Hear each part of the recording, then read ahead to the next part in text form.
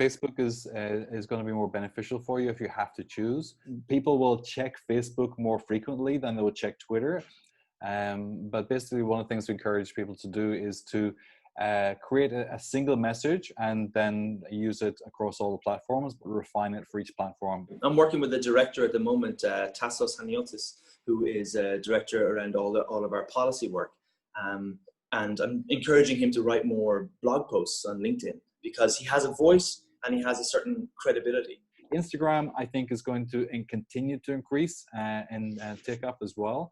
Food and fashion are the two biggest things on Instagram, and we don't really have much to say about fashion, but the food side helps us to reach people there as well. So understanding your audience and understanding where they can be found. You don't have to be putting thousands and thousands of euros onto these things. I would definitely encourage you to check out Facebook Blueprint, which is basically explains how to do social media advertising. And Twitter has a version called Flight School. Experiment, because it's not an exact science, and don't be put off that you don't get it right first time. Spend small amounts of money to learn the process. And by process, I also mean the time it takes you to do this and labor cost as well. That all has to be factored.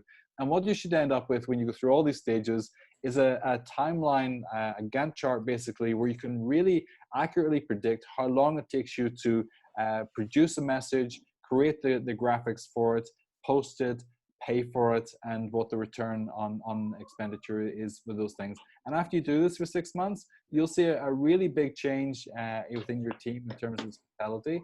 And junior colleagues who actually action this will gain more trust from senior colleagues who set the high level messaging. I personally find that Facebook is much better at targeting audiences.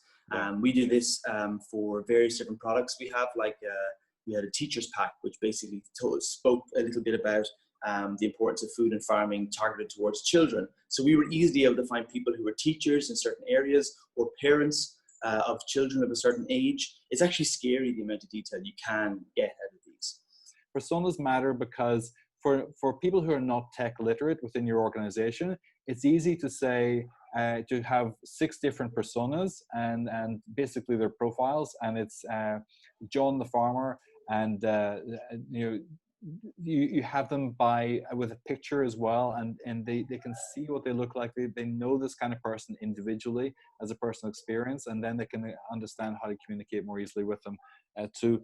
That really matters. I think it's also understanding your audience, which is an incredibly difficult thing to do. I think what's most important is getting them at the right time with the right message in the right way. And this is why it's really important to be paying close attention to what's going on in the media, what are the trends at the moment, what are some of the big things that people are talking about. So via social listening or via media monitoring, what have you, there's lots of ways of doing that. But that's, for me, is the clincher. Social listening at its simplest form is basically being able to scan huge volumes of social media interactions, which are publicly available, and anonymizing them in a way to identify themes which you will use to develop your messaging. Timing is really critical in this. You want to talk about young farmers, and you want to know what young farmers are interested in. That's the kind of thing which social listening can really help you with.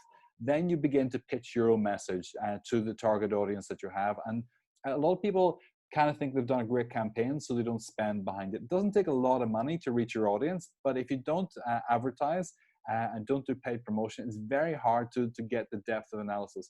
Targeting is really, really complicated.